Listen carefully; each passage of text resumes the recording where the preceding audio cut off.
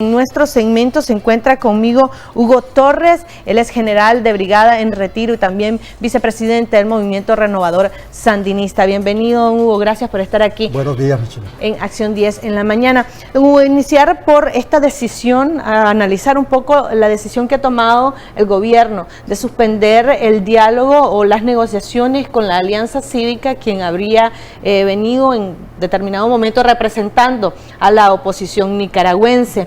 Esta decisión compromete de manera riesgosa nuestra economía y también la misma crisis o la solución a esta crisis. Yo creo que Ortega dio un paso en falso, o como yo lo titulé en un artículo de opinión, el diario La Prensa ayer, dio una estocada mal dada, porque el cálculo que él hizo para tomar esta medida anunciada ya de manera oficial al Vaticano a través de la nota de la Cancillería nicaragüense de terminar con el diálogo nacional, obedece a la valoración que hace Ortega de que ya tiene el país controlado, de que lo que no pudo hacer en 3 meses o 4 meses, que fue el cálculo inicial el año pasado, de que en 4 meses tenían controlada la situación, ya vamos por 15 meses y pico, lo ha logrado hoy.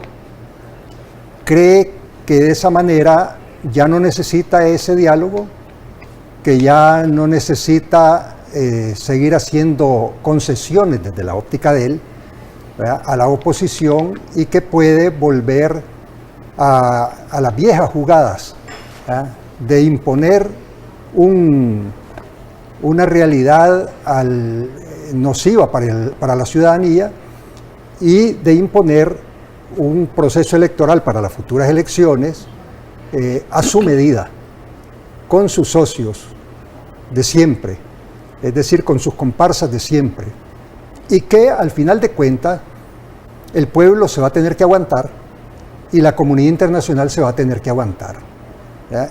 Creo que ese es un cálculo muy malo.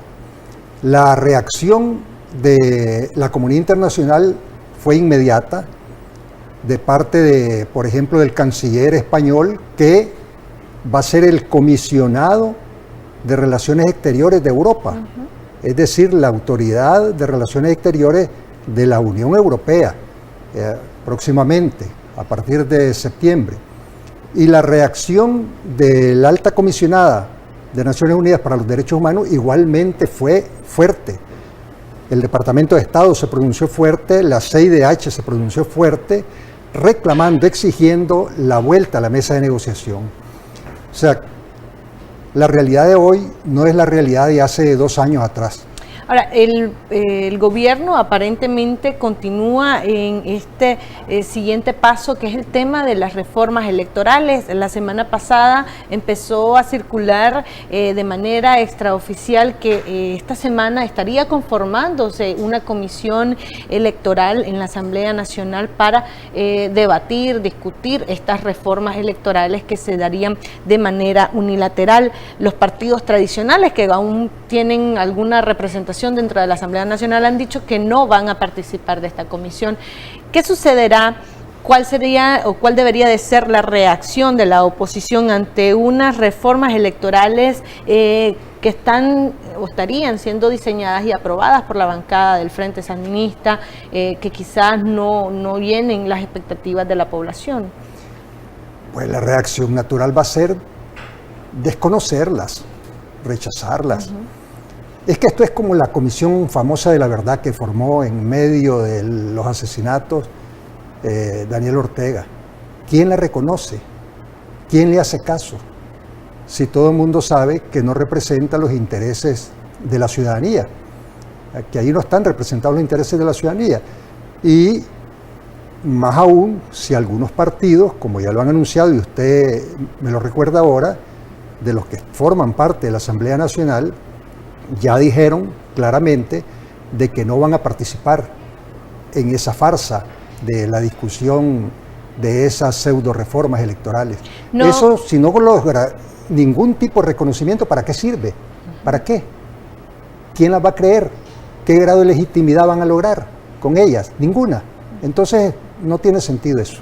¿Cree que el gobierno no logrará obtener que la Organización de Estados Americanos retome el memorándum de entendimiento que venían sosteniendo de esta manera, de manera unilateral, solo con ellos, para discutir las reformas electorales? Ortega apuesta a que ya tiene controlada por la vía de la represión brutal la situación. Para el plantón de los médicos del fin de semana pasado, que era un pequeño plantón, ¿verdad?, se movieron entre 25 a 30 patrullas de la policía, ¿verdad?, cada una de ellas por lo menos con 6 policías arriba, más el tendido a lo largo desde Metrocentro, principalmente hasta la Rotonda y en Pollenny. ¿Cree que eso lo va a poder mantener eternamente? ¿Verdad? Eso es imposible. La voluntad firme de la población de salir de este régimen, porque identifica en él la causa de todas sus desgracias, no ha variado, se mantiene incólume, aunque no sea posible por ahora salir a realizar marchas de 300.000, de 500.000 de personas o demás, como el año pasado. Entonces, cree que ya promulgó su ley de autoamnistía, con eso ya tiene protegidos a sus paramilitares o parapoliciales, al gusto del cliente, o paraestatales, y a sus policías que han cometido crímenes de lesa humanidad. Si ya tiene eso, ya tiene ese blindaje, según él, ¿verdad?, ¿para qué seguir negociando? No ha cumplido los acuerdos firmados, ¿verdad?, referidos a la restitución de las libertades constitucionales para organizarse, para movilizarse, al tema del cese de la represión. Todavía hay más de 100 presos políticos en las cárceles, y entonces no ha cumplido eso. Y entonces, ¿para qué se va a meter al berenjenal de ponerse a discutir el tema de la justicia y el tema de la democratización? Si desde el punto de vista de sus intereses, esos son temas que le serían adversos, cualquiera fuera el resultado de las negociaciones. Entonces él cree que con eso, ¿verdad?, tiene suficiente. Don Hugo, pero ¿se va a lograr mantener esta situación hasta el 2021, cuando el gobierno pretende realizar las elecciones nacionales? ¿Es sostenible este sistema en estas condiciones hasta esta fecha? Las elecciones no van a ser en el 2021, las elecciones van a ser antes del 2021. Esa es la voluntad del pueblo de Nicaragua, eso es lo que reclama la comunidad internacional. ¿Cómo se va a lograr adelantar elecciones con este sistema que tiene el gobierno de no querer sentarse a negociar con la oposición, que está representada medianamente en la Alianza Cívica? ¿Y qué debe hacer la Alianza Cívica, o cuáles son los pasos que la oposición debe seguir para presionar al gobierno? Si el gobierno se va a tener que volver a sentar, perdón que te interrumpí, el gobierno se va a tener que volver a sentar a negociar, no hay otra salida. Hay cosas que no se pueden transformar en un cuento de hadas, y no, la realidad es terca, la realidad es dura. Se va a tener que volver a sentar. ¿No es verdad que no va a volver a sentarse entonces el gobierno a discutir estos temas con la oposición? Se va a tener que volver a sentar a discutir estos temas con la oposición. Ahorita está pujando y está apareciendo en una actitud fuerte, altisonante, porque además de lo que ya se dice siempre, que aparece Ortega, que es un discurso para moralizar a sus bases, que están sumamente erosionadas, trata de subir la parada, ¿verdad?, para los negociadores aquí en el plano nacional y para los negociadores en el plano internacional. Trata de subir la parada para, en algún momento tendrá que frenar para volver a negociar. Y él cree que subiendo la parada tiene un margen más grande para la negociación. Entonces, no tiene alternativa. Es insostenible esta situación. La crisis económica se sigue profundizando, sigue golpeando duramente cada hogar nicaragüense. Ya la libra de frijoles está a 18, 20 córdobas, la libra de arroz a 16 córdobas. O sea, ya no hablemos de otros productos de la canasta básica, ¿verdad? Ya es insostenible esta situación. Entonces, no va a poder, a punta de represión, ¿verdad?, sostener esta situación como que si no estuviera pasando nada. Lo que pasa es que el reto de resolverla a través de la lucha cívica, pacífica por parte de la población es complicado, es difícil. La población ha adquirido una sabiduría en estos 15 meses que no ha caído en la provocación de responder de forma violenta al régimen, que es lo que quisiera, que es a lo que ha aspirado, para poder justificar de manera más clara su represión, en tanto que está combatiendo contra otro adversario que le está respondiendo de tú a tú de forma violenta. Ahora, ayer, por ejemplo, le preguntábamos al miembro de la Alianza Cívica, al doctor Palé, que si toda la presión está puesta o si la solución está puesta únicamente en la presión internacional, si no hay acciones que tomar dentro de nuestro territorio entre todos los sectores de oposición para también presionar al gobierno a que retome nuevamente las negociaciones. ¿Cuáles son las herramientas que tenemos acá adentro? Porque vemos como la comunidad internacional, como usted lo decía, ha sentado muy bien su posición y ha sido sostenida durante toda esta crisis. Sin embargo, aquí dentro de nuestro territorio la oposición todavía no tiene una estrategia, o al menos así no se ve una estrategia clara de qué es lo que sigue, de cómo hacer que se siente el gobierno a discutir estos temas que faltan por discutir. Fíjese que un recurso político que es como intangible, que no se ve, es el vacío que tiene el gobierno. Un gobierno que no cuenta con un grado de legitimidad determinado, que no cuenta con un grado de respaldo a sus políticas por parte de la población considerable, es un gobierno que está solo, que se representa a sí mismo y que simplemente evidencia que es un régimen que aplasta la voluntad popular, que no es un gobierno que gobierne, valga la redundancia, sino un gobierno que se impone por la vía de las armas, por la vía de la represión a su población. Ya eso de por sí es un recurso político que tiene la población de crear ese vacío por esa voluntad de no doblegarse ante el poder.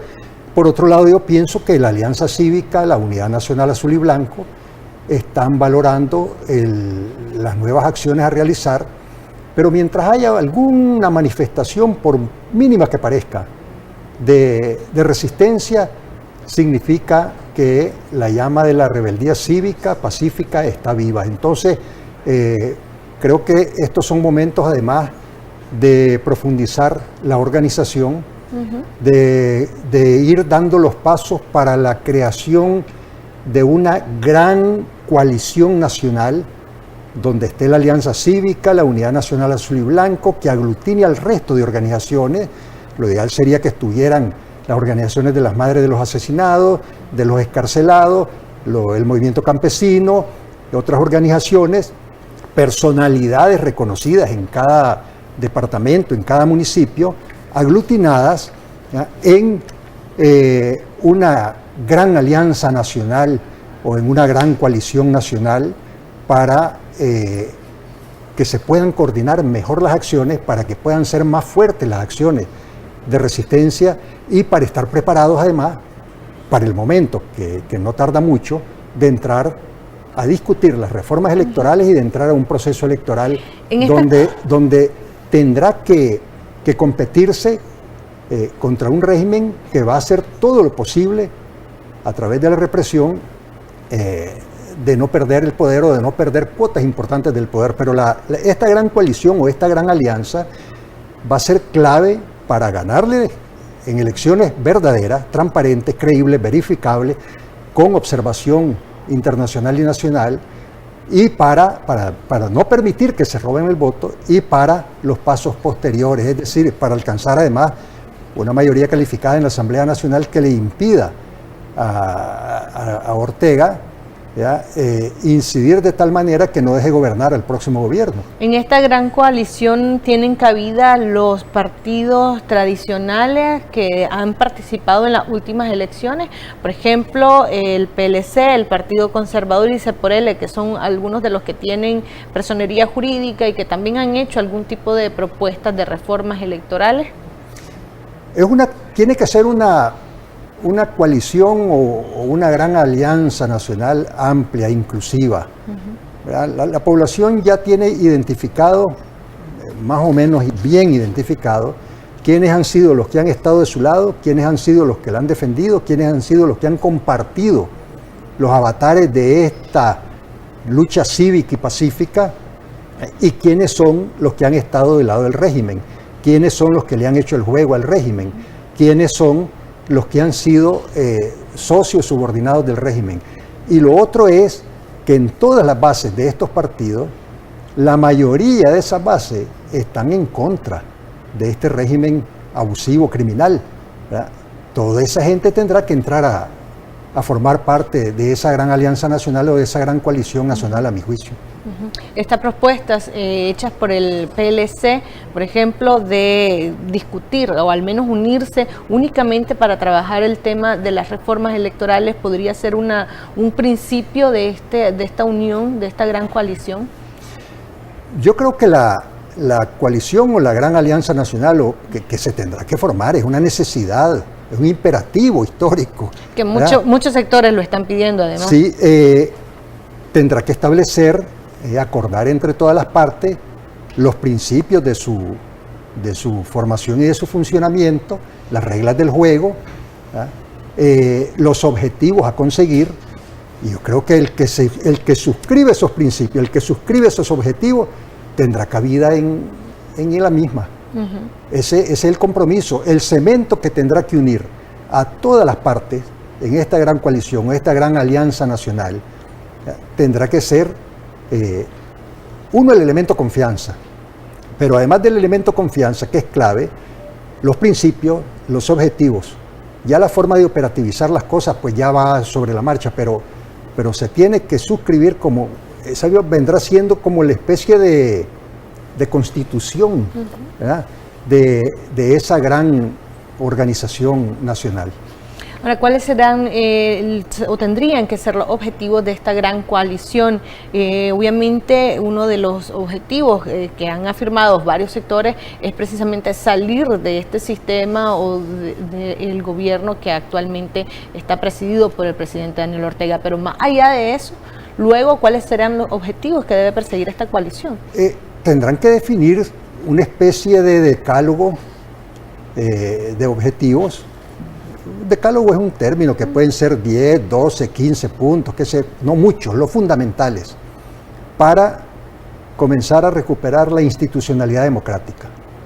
Eso pasa además por el tema de la justicia, el tema del establecimiento de una comisión de la verdad, el tema de la justicia transicional, que tiene que ver con la investigación de los crímenes, con llevar a tribunales a los que hayan resultado culpables o señalados de haber realizado tales crímenes, con el tema de la reparación a las víctimas, que el Estado tendrá que asumir, y con el tema de la no repetición, que es el compromiso del Estado, junto al resto de todas las partes, de que no vuelvan a ocurrir estos hechos. Pero también tendrá que ver con todo el tema de la reestructuración de la policía, con el tema de los paramilitares, el desarme, la identificación, el desarme de los mismos. ¿Esto sería como una propuesta, un plan que le ofrezca esta gran coalición a la población en general? Por supuesto, tiene que ser el plan que le ofrezca, eso como medidas inmediatas, ¿no? Como medidas inmediatas, recuperar la independencia de los poderes del Estado, el saneamiento de las instituciones, la despartidización de esas instituciones, para que puedan ser verdaderamente instituciones de Estado, ¿verdad? Y no de un partido. Tendrán que establecerse otros compromisos, pues, por ejemplo, el compromiso de la no reelección, de que no vuelva a haber reelección, porque ya está comprobado históricamente que ha sido nocivo en el caso de Nicaragua, por el tipo de cultura política que hemos tenido, atrasada, caudillesca, etcétera. Eso entre otros temas, además de un programa de gobierno que ya tiene que ver ya con la economía, con toda la parte social, etcétera, etcétera. Pero, ¿y que tendría que asumir las nuevas autoridades? Que tendrían que asumirlo las nuevas autoridades, pero como líneas de acción política, como referentes políticos de primer orden, se tendrá que establecer esta especie de decálogo, ¿verdad? De lo fundamental para que la irrupción que haga de nuevo la democracia a través de elecciones transparentes, libres, verificables, pueda ensancharse inmediatamente después con el nuevo gobierno, con las nuevas autoridades, para recuperar esa institucionalidad democrática, para poder volver al sendero de la democracia y a partir de ahí no cejar en el empeño, es decir, tratar en el futuro de establecer compromisos, yo diría de mediano plazo, por lo menos de 15 a 20 años al respecto. Ahora, pero ¿tiene tiempo la oposición para realizar este decálogo, para unirse, para discutir? Usted decía, el 2021 está muy lejos, tenemos que realizar elecciones anticipadas, pero en realidad ¿la oposición va a poder organizarse en poco tiempo? Yo creo que sí. Yo creo que sí, si es que ya hay un grado de organización importante. Está la Unidad Nacional Azul y Blanco, que aglutina más de 70 organizaciones de todo tamaño y de todo tipo y que representan a distintos sectores. Está la Alianza Cívica, que ha sido la que ha representado a la población en la mesa de negociación. Hay otras organizaciones que mencioné anteriormente. Si se establece claramente cuáles son los principios de esta gran coalición, que eso no es complicado, ¿verdad? Los objetivos a conseguir, las reglas del juego, ¿verdad?